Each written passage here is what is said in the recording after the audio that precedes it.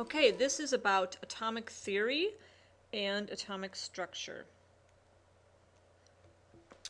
And first we're going to talk about a few laws in atomic theory. And they are mass conservation, the law of definite composition or definite proportions, and the law of multiple proportions.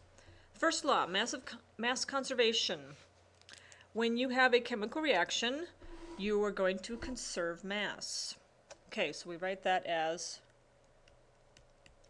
mass is neither created or destroyed in a chemical reaction.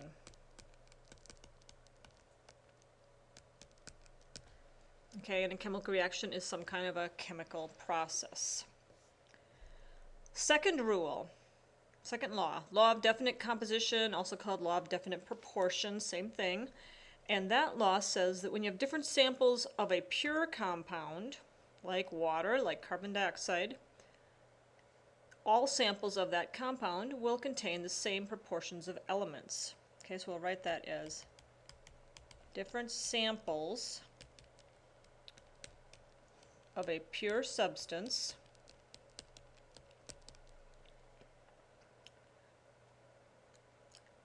always contains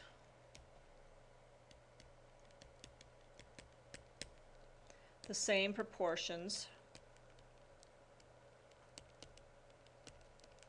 of elements.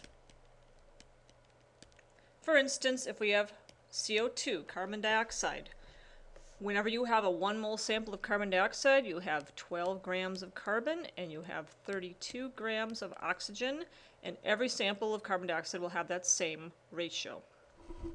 Okay, and finally the law of multiple proportions say that if you have you can have different compounds with the same elements in different ratios.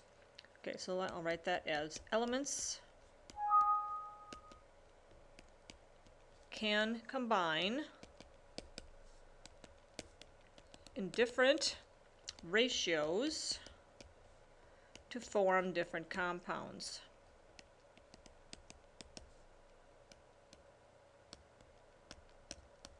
Okay, so CO2 is one compound, and that has a certain ratio. But you can have other compounds of carbon and oxygen, like CO, carbon monoxide, and that has a different ratio of the compounds, of the elements. Okay, so let's look at a few examples of these different laws. Okay, let's start with a sample of atoms. Okay, we're going to talk about the blue atoms and the red atoms, the two different kinds of atoms, and then we're going to do some kind of transformation with them. We have 3 different transformations. Okay, number 1, number 2, and number 3. And in all these transformations, mass is conserved. You have the same number of red and blue in the first box as you do in each of the second. So mass is conserved in all these.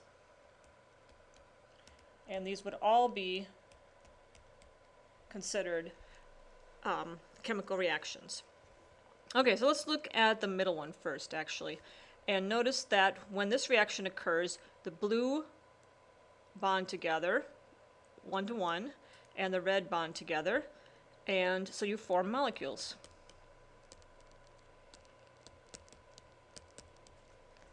And the top one and the bottom one, you'll notice that they're forming compounds, which, remember, compounds will have different atoms in them. So you have a red and a blue in the same compound, and down at the bottom you have more compounds. Okay, so the top one and the bottom one form compounds.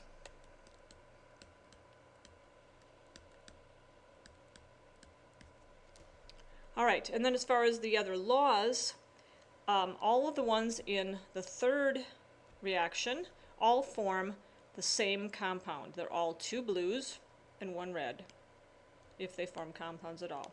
Okay, so this is the law of definite proportions, or definite composition. They always form in the 2 to 1 ratio to form that particular compound. On the first one, the number 1, you do have the law of definite proportions, but you also have the law of multiple proportions.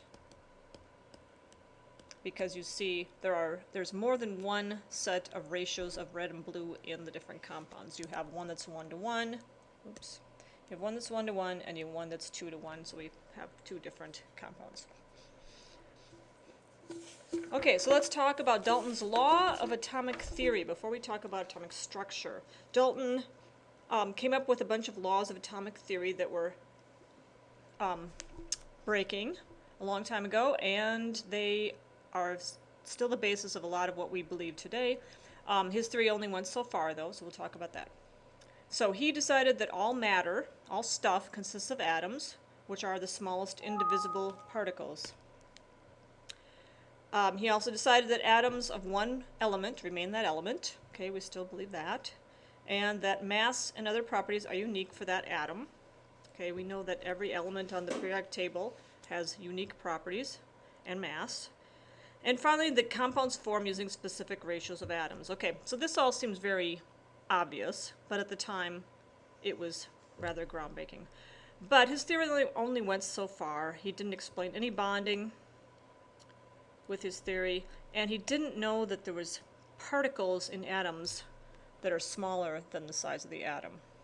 So now we'll talk about those, the atomic structure. So I drew a very simplified picture of what an atom is, and we will find out that it's more complicated later, but we'll start with this. Okay, so we start with a area in the center of the atom that contains two kinds of particles. Okay, it contains positive protons, and those are in red with a plus because they're positive, and it also contains neutrons.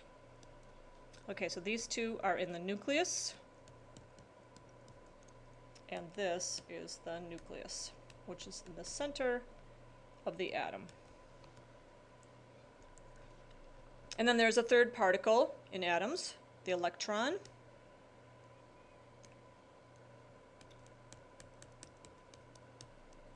So these three particles make up the atom. And the electron has a little minus sign in it, and because it is negatively charged. Neutrons have no charge, they are neutral. All right, so, and size-wise, the protons and neutrons are much, much larger than the electrons. So I did draw them slightly bigger, but in reality they're much, much bigger. And protons and neutrons are approximately the same mass as each other. All right, and in an atom, the number of protons in the nucleus is designated by a Z, and that is called the atomic number. In this particular drawing, we have 4 protons, so we have Z equals to 4. And the number of protons, and this is very important, the number of protons in an atom defines the element. It doesn't matter how many neutrons or how many electrons you have. The number of protons tells you which element it is. And if you look at a periodic table, you will see that this element is beryllium in this case because it has 4 protons. All right, then the total number of count of particles in the nucleus is the number of protons plus the number of neutrons, and that is designated as a capital A, which is known as the mass number. Okay, so we have atomic number is the number of protons. We have mass number, which is the number of protons plus neutrons. And in this case, you should be able to see that that total count is 9. There's 4 protons and 5 neutrons. All right, and then we draw an atomic symbol for an atom by designating the symbol for the element, which in this case I'm just going to write an X for the generic case. And we write the atomic number in the lower left. We write the mass number in the upper left. So for this atom, where the atom is beryllium, the atomic symbol is Be, and we would put a 4 on the lower left and a 9 on the upper left, and that would be our atomic symbol for this element.